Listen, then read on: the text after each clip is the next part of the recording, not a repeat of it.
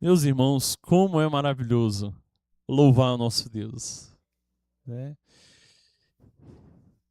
E melhor ainda é quando nós prestamos o nosso louvor, os instrumentistas e toda a igreja ela canta em uma única voz, como família, prestando a nossa adoração e o nosso louvor ao nosso Deus, pois Ele é digno, né?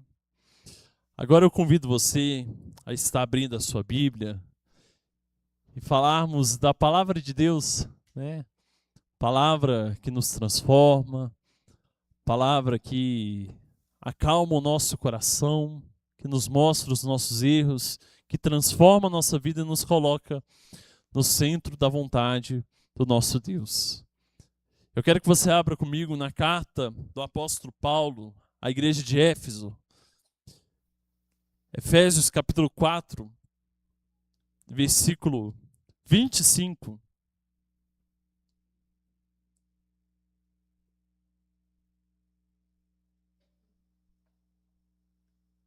Efésios capítulo 4, versículo 25. Portanto, cada um de vocês deve abandonar a mentira e falar a verdade a seu próximo, pois todos somos membros de um mesmo corpo. Quando vocês ficarem irados, não pequem. Apaziguem a sua ira antes que o sol se ponha, e não deem lugar ao diabo. O que furtava, não furte mais. Antes trabalhe fazendo algo de útil com as mãos, para que tenha o que repartir com quem estiver em necessidade. Nenhuma palavra torpe saia da boca de vocês, mas apenas a que for útil para edificar os outros, conforme a necessidade, para que conceda graça aos que ouvem. Não entristeçam o Espírito Santo de Deus, com o qual vocês foram selados para o dia da redenção. Livrem-se de toda amargura, indignação, ira, gritaria. Livrem-se de toda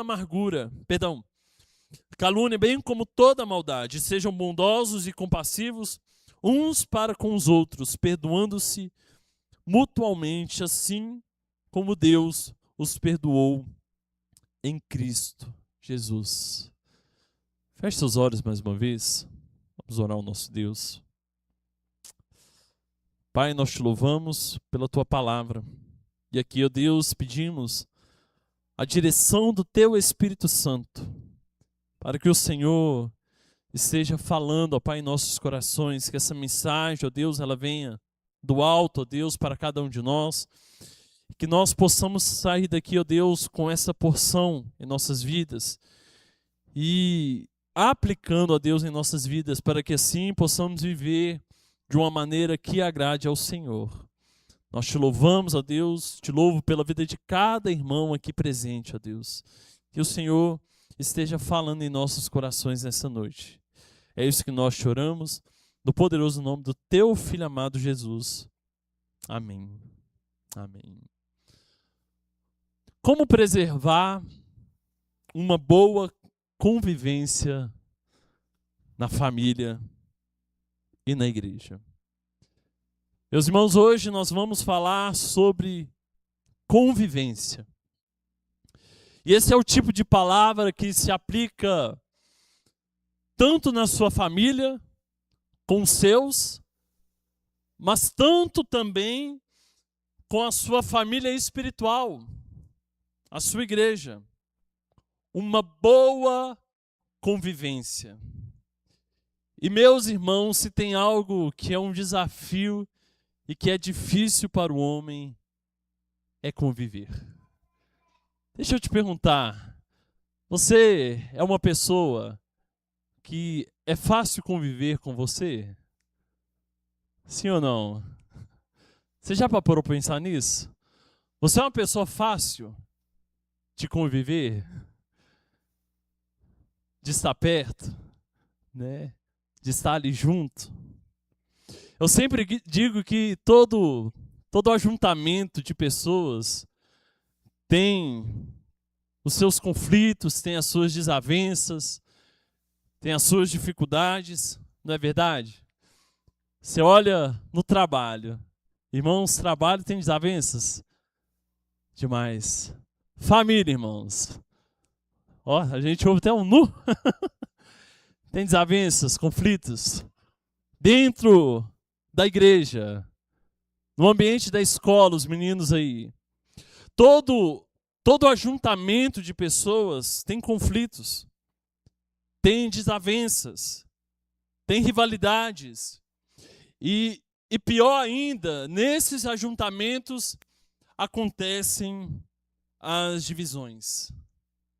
Famílias que se rompem, casamentos que se rompem, pais e filhos que se rompem, igrejas que se dividem. Aonde há um agrupamento de pessoas, ali há conflitos, ali há desavenças, ali haverá problemas. E o que eu paro para pensar é que Deus, conhecendo a nossa natureza, é difícil. Eu me incluo aí nesse que não é fácil conviver, não. Deus conceda graça à minha esposa aí todos os dias. Porque a nossa natureza, amado, ela é difícil. A nossa natureza pecaminosa, ela é difícil. É por isso que todos os dias eu preciso clamar ao Senhor, Senhor, que seja menos de mim e mais de Ti. Porque se for mais de mim, coitado dos meus. Se for mais de mim, coitada da minha esposa, coitado do meu esposo, coitado dos meus filhos. E aí o Senhor, conhecendo essa natureza, conhecendo que todo agrupamento tem problemas, tem conflitos, Ele diz: se unam. Vivam em unidade, caminhem juntos. Não se esqueçam de congregar como de costume de alguns, mas encorajando uns aos outros. O Senhor nos chama para conviver. E aí, como, irmãos? Como nós podemos preservar uma boa convivência? Esta será a mensagem de hoje. E antes de tudo, antes de expor esse texto e meditar nesse tema, resumindo, irmãos, como preservar a convivência. A convivência, ela é preservada quando o homem, quando cada cristão, ele decide abandonar as velhas práticas da sua velha natureza e vive segundo a natureza de Cristo Jesus. Meus irmãos, é impossível conviver com a minha natureza. É impossível conviver com a sua natureza. Talvez você tenha na sua mente, olha, a minha família que me aguente porque eu sou assim. Olha, a minha igreja que me suporte porque eu sou assim. Mas deixa eu te dizer, amado, você não foi chamado para ser um defensor da sua velha natureza. Mas você foi chamado para ser crucificado, amém? Você foi chamado para você crucificar a sua velha natureza, os seus defeitos, as suas deformidades. Sabe, as pessoas elas não precisam conviver com as suas deformidades. É possível permanecer no mesmo espaço, mas ter uma boa convivência não tem como. Então, o primeiro passo que nós precisamos ter é reconhecer os nossos defeitos, os nossos erros, os nossos pecados, e nós precisamos abandoná-los e viver segundo a natureza de Cristo Jesus. Que Cristo Jesus quer colocar em cada um de nós. Nós iremos aprender aqui, irmãos, que para convivermos em igreja, em família, nós precisamos ter a disposição de mudar a maneira como nós falamos, de mudar a maneira como nós reagimos, de mudar a maneira como nós perdoamos, para assim preservarmos uma boa convivência. Amém? Vamos lá? Quantos aqui querem ter uma boa convivência na sua casa, na sua igreja? Amém? Então essa palavra, ela é para você. A carta que Paulo escreve à igreja de Éfeso, aos Efésios, é uma carta muito importante, irmãos. Porque nos 3 primeiros capítulos, Paulo, ele responde a uma pergunta muito necessária. Olha, quem que nós somos em Cristo Jesus? Quem que nós somos em Cristo Jesus? Paulo responde a essa pergunta. Paulo, ele diz, olha, nós fomos escolhidos por Deus. Paulo diz, olha, nós fomos adotados por Deus. Nós fomos redimidos, nós fomos perdoados por Deus. É lá que ele escreve que nós recebemos o selo do Espírito Santo, que é a nossa garantia. É nesse capítulo, no capítulo 2, que ele diz que nós somos salvos pela graça, mediante a fé, e isso não vem de vós, é dom de Deus. São muitas características. Quem somos em Cristo Jesus? Mas aí, a partir do capítulo 4, Paulo, ele vai responder uma segunda pergunta. Como nós devemos viver por causa de Cristo Jesus? Se nós fomos escolhidos, se nós fomos adotados, se nós fomos redimidos, perdoados, selados pelo Espírito Santo da promessa, como nós devemos viver por causa de Cristo Jesus? E aí, como que Paulo responde essa pergunta? Versículo 1 do capítulo 4. Como prisioneiro no Senhor, rogo-lhes que vivam de maneira digna do chamado que receberam. Tenha muita atenção nessas palavras, irmãos. Como prisioneiro do Senhor, peço a vocês que vivam de maneira digna do chamado que receberam. Sabe, isso muda tudo. Isso muda a forma como nós entendemos que nós temos que conviver. Há muitas pessoas que têm a mentalidade que eu nasci assim, eu vou morrer assim. De que as pessoas ao meu redor, elas precisam me suportar. Sim, a Bíblia diz, suportai uns aos outros. Em relação ao relacionamento ao outro, eu preciso sim suportá-lo. Mas em relação a mim, meus irmãos, eu também preciso mudar. Porque eu tenho os meus defeitos. Porque eu tenho as minhas deformidades. Porque eu tenho o meu temperamento. E aí essa ideia de que a minha família que me suporte, que a igreja me suporte, que eu não vou mudar, ela é totalmente contrária à palavra de Deus, porque a palavra de Deus, ela nos diz que em Cristo as coisas velhas se passaram e eis que surgiram coisas novas. A Bíblia diz lá em Romanos que nós não podemos nos conformar com este mundo, mas antes transformar pela renovação da vossa mente, para que vocês sejam capazes de experimentar a boa, perfeita e agradável vontade do Senhor. Quer dizer, irmãos, que se você olhar para a sua vida, vamos jogar para longe, há 10 anos atrás, e se passaram todo esse tempo e você comete os mesmos erros, você pronuncia as mesmas palavras, você tem o mesmo comportamento, as mesmas atitudes da velha natureza, algo está errado. Algo está errado. Como prisioneiro no Senhor, peço a vocês que vivam de maneira digna do chamado que receberam. Ou seja, falar sobre convivência, sobre conviver uns com os outros, é falar sobre viver de forma digna do chamado que nós recebemos.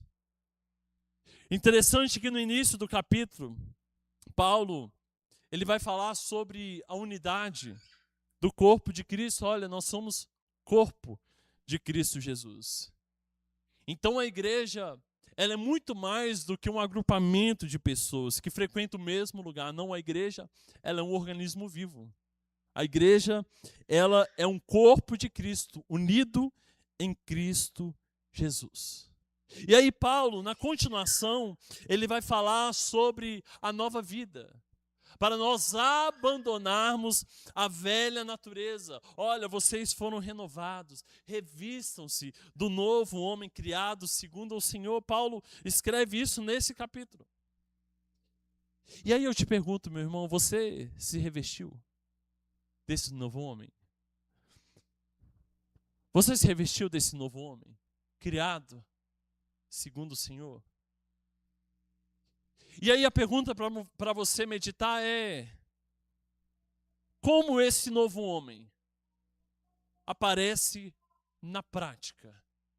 Como esse novo homem aparece na sua vida? Será sobre isso que nós iremos meditar, ligando ao tema convivência. Retorne ao versículo 25. Nós iremos falar aqui sobre 4 verdades sobre a convivência. Como preservar a convivência segundo o apóstolo Paulo. Primeira, versículo 25. Portanto, cada um de vocês deve abandonar a mentira e falar a verdade uns aos outros, pois todos nós somos membros de um mesmo corpo. Como preservar? A convivência, ela é preservada quando nós somos verdadeiros uns com os outros. Amém, irmãos? Novamente, a gente deve aplicar essa palavra tanto na família terrena, tanto na família espiritual. Ambas sobrevivem quando há verdade. Nós precisamos ser verdadeiros uns com os outros. Irmãos, aonde há mentira, aonde há omissão, aonde há infidelidade, a família, ela é enfraquecida. A igreja, ela é enfraquecida. Nós precisamos ser verdadeiros, porque primeiro nosso Pai, ele é a plenitude da verdade. Conforme Jesus, o Verbo encarnado, veio a este mundo, declarou sobre si mesmo: olha, eu sou o caminho, a verdade e a vida. João vai nos dizer, olha, conhecereis, João 8:32, conhecereis a verdade e a verdade vos libertará. Meus irmãos, nós precisamos ser verdadeiros. Mas tenha um cuidado aqui, que quando Paulo diz que nós precisamos ser verdadeiros, não é ser aquela pessoa sincera que sai machucando. Você já conheceu uma pessoa assim? A pessoa sincera, que ela fala o que quer, ela fala o que pensa, e aí a desculpa, ela muda um defeito colocando uma qualidade. Pastor, eu sou sincero demais. O que tem para falar, eu falo. Falo na lata mesmo, né?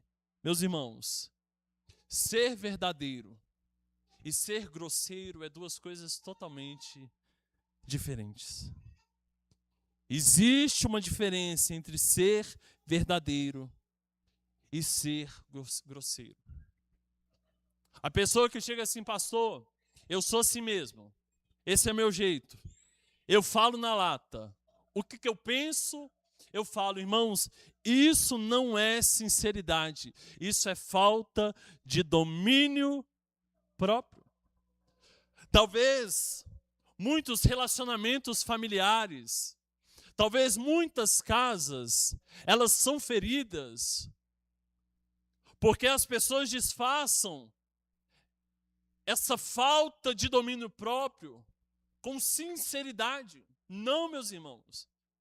Nós precisamos ter o domínio próprio, porque o apóstolo Paulo, ele vai dizer no versículo 25, portanto, cada um de vocês deve abandonar a mentira e falar a verdade a seu próximo. Em outras traduções, falar a verdade em amor. Falar a verdade em amor. Nós precisamos ser verdadeiros. Amém, irmãos? Falarmos a verdade. Sermos verdadeiros em nossos relacionamentos. A segunda orientação de Paulo para preservar uma boa consciência, a convivência, ela é preservada quando nós controlamos as nossas reações. Olha só o versículo 27. Versículo 26 e 27. Quando vocês ficarem irados, não pequem. Apaziguem a sua ira antes que o sol se ponha e não deem lugar ao diabo. Sabe, irmãos, as nossas emoções, o nosso temperamento, eles fazem parte da nossa natureza. Interessante que Jeremias ele vai dizer, olha, enganoso é o coração do homem, né? Mais perverso de que todas as coisas. Então as nossas emoções, elas fazem parte da nossa natureza. Então é comum nós termos o nosso momento de ira. Você já se irou essa semana com alguma coisa, sim ou não? Já? Não precisa ter medo não? Sim? Você já se frustrou? Se decepcionou? Se entristeceu? Então as emoções, elas fazem parte da nossa velha natureza. E aí, a convivência, ela sempre vai produzir atritos. Aonde existem pessoas, existem diferenças de opiniões, diferenças de expectativas, diferenças de temperamentos e diferenças de formas de agir. A melhor forma de você olhar essas diferenças é no seu casamento. Você já se questionou? Minha esposa é completamente diferente de mim. Eu quero fazer assim, ela faz do outro jeito. Meu esposo ele tem um temperamento, ele é mais calmo. A esposa ela é mais agitada. São as diferenças.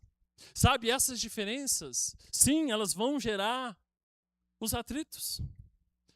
Mas sabe, irmãos, a questão não é se haverá conflitos ou não na sua casa, dentro da igreja. A questão não é se vai acontecer esses atritos ou não, mas a questão é como que nós reagimos a eles. E aí Paulo diz, olha, vocês não devem se irritar, vocês não devem se irar, não. Ele diz, olha, irai-vos, mas não pequeis. Quer dizer que as emoções, elas fazem parte da natureza. Isso significa que a ira por si só, ela não é uma transgressão. E aí quando eu olho para a igreja de Éfeso, ela tinha motivos para eles entrarem em conflitos e se irarem. Primeira, aquela igreja era uma igreja formada por pessoas muito diferentes. Em Efésios capítulo 2, Paulo enfatiza que Cristo ele derrubou a parede da separação. Entre o que, irmãos? Você se lembra? Entre os judeus e os gentios. Cristo, ele derrubou a parede de separação entre os judeus e os gentios. Mas esses dois grupos, irmãos, eles carregavam séculos dessa divisão, de preconceitos. Os judeus, eles consideravam os gentios impuros. Os gentios não entendiam muito bem os costumes judaicos. Diferenças em cultura, diferenças religiosas, diferenças sociais. E aí, irmãos, era natural os atritos na convivência. E o segundo motivo, que a igreja de Éfeso era uma igreja que ainda estava em um processo de amadurecimento. Era uma igreja que ainda estava amadurecendo. Tanto que Paulo vai dizer, no capítulo 4, no versículo 13, ele vai dizer, olha, até que todos alcancemos a unidade da fé e do conhecimento do Filho de Deus e cheguemos à maturidade atingida à medida da plenitude de Cristo. O propósito é que não sejamos mais como crianças, ou seja, era uma igreja que ainda estava no processo de amadurecimento. Uma igreja formada por dois grupos, judeus e gentios, pessoas completamente diferentes. Então haveria conflitos. Haveria motivos para eles se irassem. Olha, não estou entendendo o que o judeu está fazendo. E o judeu, olha, não estou entendendo porque o gentio ele não está fazendo isso. Mas Paulo sabia que eles iriam irar-se.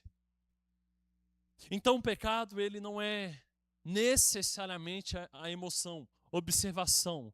As nossas emoções, elas fazem parte da nossa natureza caída, do nosso eu, da nossa natureza pecaminosa. Mas o pecado, a transgressão, está na forma como nós reagimos. O pecado está na forma como nós reagimos.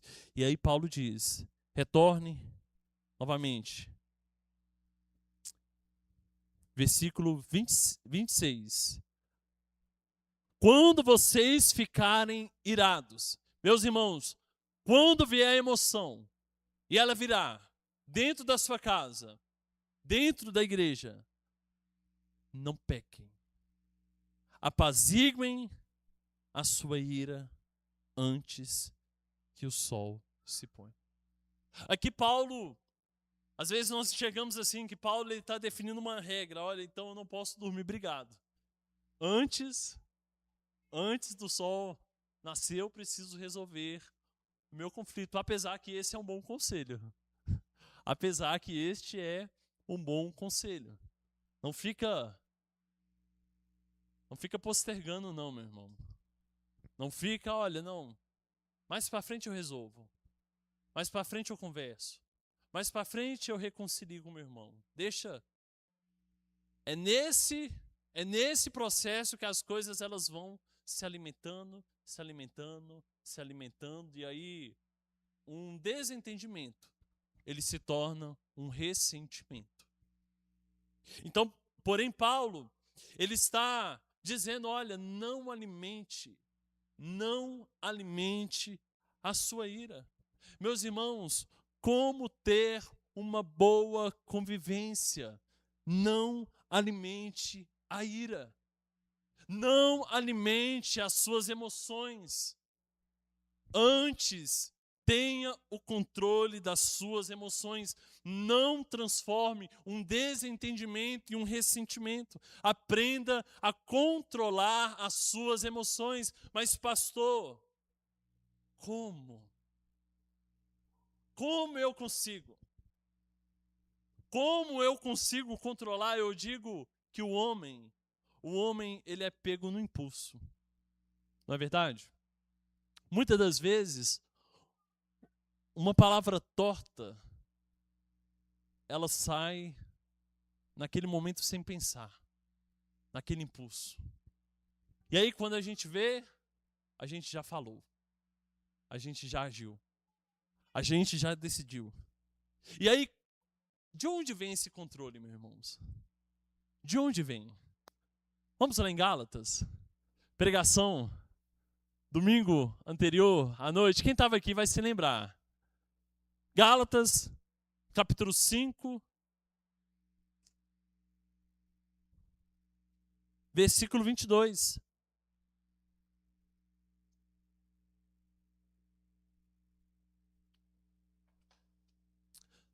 Mas o fruto do Espírito é o quê? Vamos ler todos juntos? Amor, alegria, paz, paciência, amabilidade, bondade, fidelidade, mansidão e domínio próprio. Contra essas coisas não há lei. E aí na continuação do versículo, os que pertencem a Cristo Jesus crucificaram a carne com as suas paixões e os seus desejos. Se vivemos pelo Espírito, andemos também pelo Espírito. Olha lá, não sejamos presunçosos, provocando uns aos outros e tendo inveja uns dos outros. Como nós teremos controle, irmãos, das nossas emoções, dos nossos impulsos, da nossa natureza? Unicamente, irmãos, pelo Espírito Santo. Pela ação do Espírito Santo em nossas vidas. E aí Paulo, também que escreve aos Gálatas, descreve os dois últimos gomos do fruto: mansidão e domínio próprio. Isso é força sobre controle. Meus irmãos, o descontrole, a impulsividade, a língua que fala de forma desenfreada, não fazem parte da nova criação em Cristo Jesus. Sabe, se isso tem sido um estilo de vida, tropeços são tropeços, irmãos, em que todos nós tropeçamos, erramos, pecamos, é pecado. Mas quando essas realidades, elas se tornam um estilo de vida em que constantemente, todos os dias, eu me coloco nessa posição de descontrole, de impulsividade, de língua desenfreada, eu preciso entender que essas realidades, elas não devem fazer parte da nova criação criada em Cristo Jesus. E aí, uma vez que você ouviu o Evangelho da Verdade, que você creu, que você foi selado pelo Espírito Santo da promessa, nós temos a capacidade de ter o domínio próprio, não pelas nossas capacidades, mas pela capacidade do Espírito Santo que atua sobre nossas vidas. Para termos uma boa convivência, tanto em nossa casa, tanto em nossa igreja. Amém, irmãos? Continuando, a terceira, retorne em Efésios, capítulo 4. A convivência, ela é preservada quando as nossas palavras, elas edificam. Olha o versículo 28. O que furtava, não furte mais. Antes, trabalhe fazendo algo útil com as mãos para que tenham que repartir com quem estiver em necessidade. Versículo 29. Nenhuma palavra torpe saia da boca de vocês, mas apenas o que for útil para edificar os outros, conforme a necessidade, para que conceda graça aos que ouvem. Como ter uma boa convivência, irmãos? Cuide das suas palavras. Cuide da forma como você fala. Se a gente viver uma vida em que tudo que vem no nosso pensamento, tudo que vem na nossa mente, a gente fala, a gente pronuncia, meus irmãos, nós iremos ferir muitas pessoas. Nós iremos ferir muitos. Muito os nossos. Cuide das suas palavras. E aí, o que mais afeta, talvez o que mais afeta os nossos relacionamentos, são as nossas palavras. E aí, as palavras, elas têm dois possíveis efeitos. Ou elas constroem e edificam, ou elas destroem. E aí Paulo instrui, versículo 29, olha, que nenhuma palavra torpe saia da boca de vocês, mas apenas o que for útil para edificar os outros. E aqui, irmãos, trazendo para o campo da igreja, eu quero te trazer algumas orientações. Cuidado com as suas críticas. Cuidado com as suas críticas. No meio das igrejas, amados, existem muitos críticos. Existem muitas pessoas que se assentam. É como se fosse aquele pessoal que vai no restaurante dar a sua nota, né? A sua avaliação, olha aqui, tem isso, tem aquilo. Isso aqui não foi legal, não. E aí vai riscando. Há muitos críticos, irmãos. Se assentam nos bancos da igreja e aí começam a fazer as suas críticas. Eu havia pregado muito tempo atrás, ali, quando Mical olha para Davi, ali da janela, e despreza que Davi estava ali adorando, louvando ao Senhor, dançando. E aí eu trouxe uma aplicação que há muito cristão que fica dali da janela, observando e criticando. Gente que não põe a mão na massa. Gente que não passa as dores. E aí, irmãos, eu não me lembro se foi aqui, não me lembro quem falou isso. Você olha que tem gente que tem a habilidade de achar solução para o problema. E gente que tem a facilidade de achar problema para a solução. Meus amados, cuidado. Cuidado com as críticas. Amém? A segunda aplicação dentro da igreja é cuidado. Cuidado com as fofocas, irmãos. O que mais afeta os nossos relacionamentos, e aí parece muito infantil falar sobre isso, mas são coisas que acontecem. O que mais afeta os nossos relacionamentos são as fofocas. E aí cuidado para você disfarçar a fofoca com aquela afirmação, olha, eu estou preocupado com aquele irmão ali, porque aconteceu isso. Não mudou nada, irmãos. Continuou sendo uma fofoca. Cuidado, irmãos. Que as nossas palavras, elas sejam palavras que edificam. Cuidado, irmãos, com as perguntas mal intencionadas. E aí, essa verdade, ela se aplica muito bem aos nossos pequenos grupos, onde nós temos a oportunidade de falar, a oportunidade de perguntar. Cuidado, irmãos, com as perguntas mal intencionadas. Jesus, ele se deparou muito com isso. Os religiosos iam até Jesus com perguntas.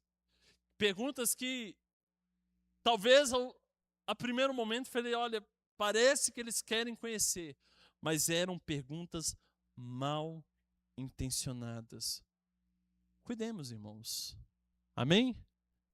E aí, olha o que a palavra de Deus, ela nos instrui sobre as nossas palavras. É que eu quero trazer 2 textos para você. Abra lá em Provérbios, capítulo 17, versículo 28.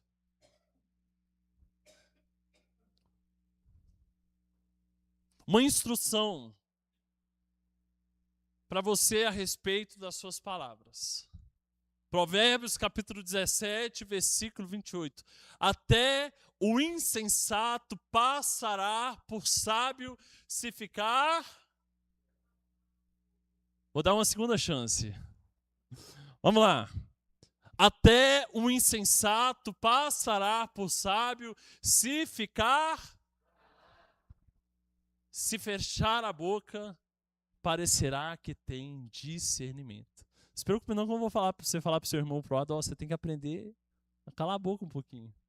Fazer isso não, tá, irmão?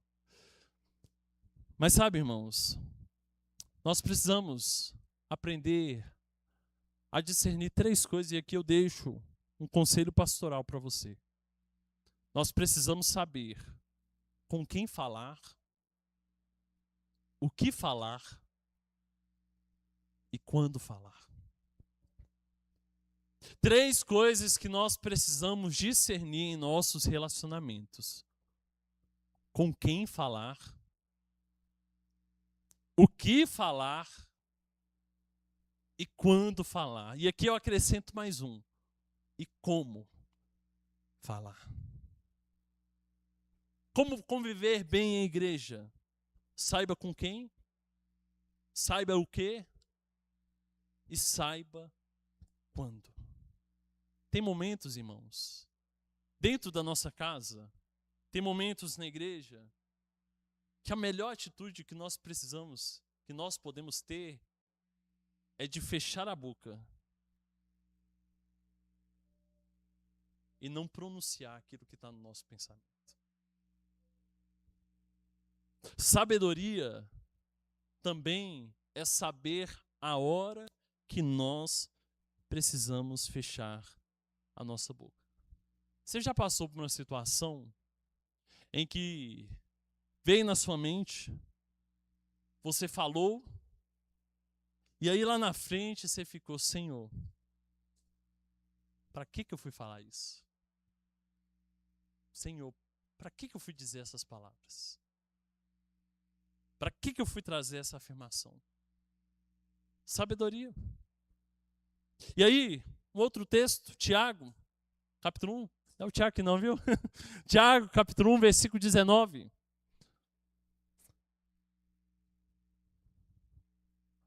Esse texto a gente conhece, né?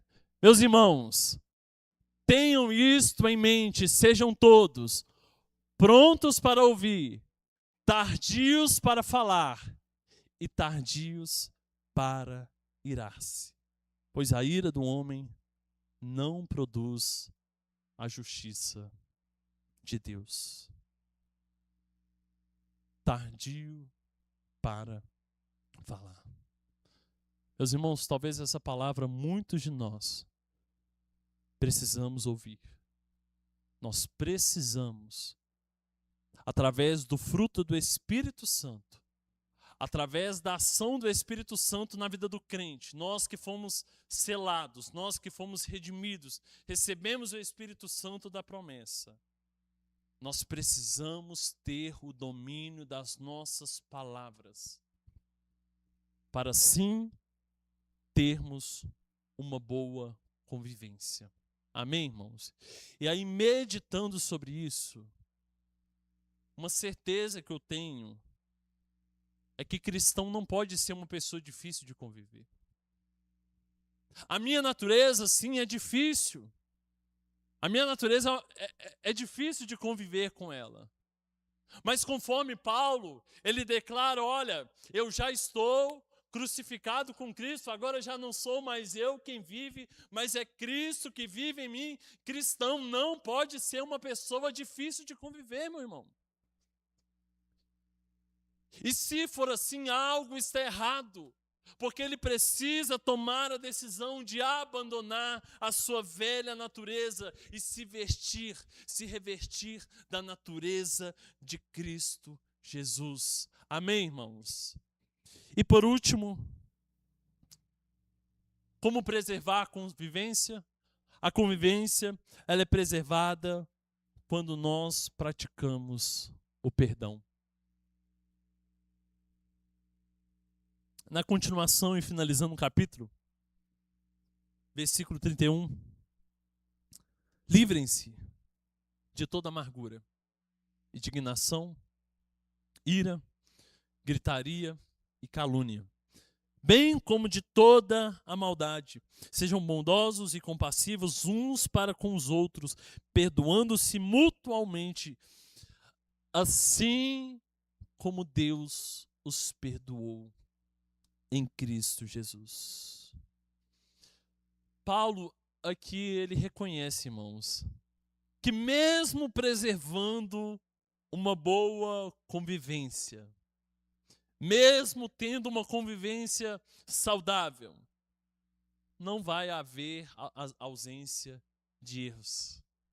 Haverá os atritos, haverá os conflitos, haverá falhas uns com os outros. E aí, diante disso, o que você precisa abandonar? O que Paulo instrui? Abandone a amargura. Meus irmãos, dentro da nossa casa, dentro da igreja, nós não podemos ser pessoas amargas. E aí, deixa eu te dizer, a amargura, ela está consumindo a sua vida. Não pense que você ficar remoendo, lembrando, pensando que vai afetar o outro. Não, a amargura, ela afeta a sua vida. Corrói o seu coração. Livremos, irmãos. Abandonemos a amargura. Tem pessoas que têm uma facilidade de lembrar aquilo que aconteceu há anos, há muito tempo. Olha, eu ouvi aquilo. O irmão, ele disse essa palavra aqui para mim, isso nunca saiu de mim. Meu irmão, esse é o momento. Livremos-nos. Abandonemos a amargura. Na continuação, algumas traduções, cólera, indignação, a ira, a gritaria, a calúnia, bem como toda a maldade. E aí, o que deve ocupar o lugar de todas essas coisas? Paulo instrui: benignidade, compaixão e perdão. E aí, o que é o perdão, irmãos? Perdoar não é você esquecer o que a pessoa fez com você. Não, irmãos. Mas perdoar é você abrir mão do direito e confiar na justiça de Cristo Jesus. E aí o maior motivo para nós perdoarmos não é porque as pessoas elas merecem. Não é para você, não. O maior motivo é por causa de Cristo Jesus. Paulo diz: sejam bondosos e compassivos uns para com os outros, perdoando-se mutualmente, assim como Deus os perdoou em Cristo Jesus. E irmãos, se a gente parar para pensar, quando Deus nos perdoou,